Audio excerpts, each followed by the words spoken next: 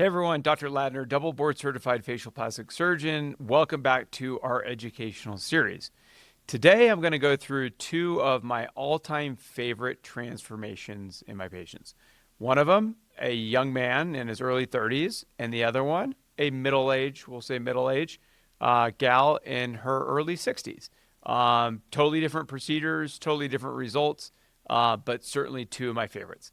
So the first one, gentleman in his early 30s, was bothered by protruding ears, was bothered by a nose that was asymmetric, crooked on its face, also just too large, and then finally felt like he had a recessed chin, which was then, in combination with the larger nose, making his profile look out of balance.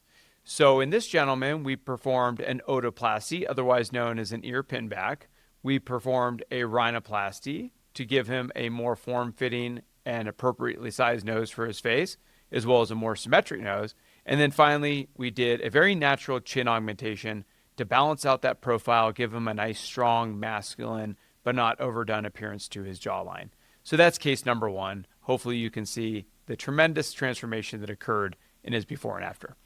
Case number two, young 60-something, 62, 63-year-old woman who really just felt like she wasn't looking like herself anymore. She didn't recognize herself in the mirror because she never envisioned looking as old as what the mirror was telling her.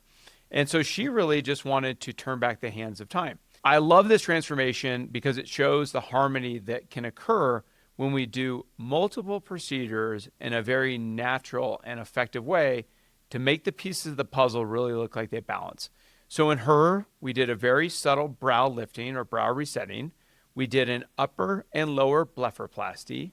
We did a lip lift to address the sagging and elongated appearance to her upper lip. And then we did a deep plane facelift and deep plane neck lift, finally accentuated with a little bit of resurfacing of the rhytids or lines around her lips. And so I think in the after pictures, both in the front view as well as the profile view, you can see how she looks like her natural self. She looks like a rejuvenated version of herself, doesn't look like she's had plastic surgery, and really kind of every part of her face and her neck really look like they belong together. And this is such a strong statement that I really try to make to my patients that doing more procedures when appropriate doesn't mean that you're going to look overdone. And in fact, if we underdo it and we don't do procedures that complement one another, sometimes the other ones stand out a little bit more and the pieces of the puzzle don't truly add up. And that's it for today's teaching.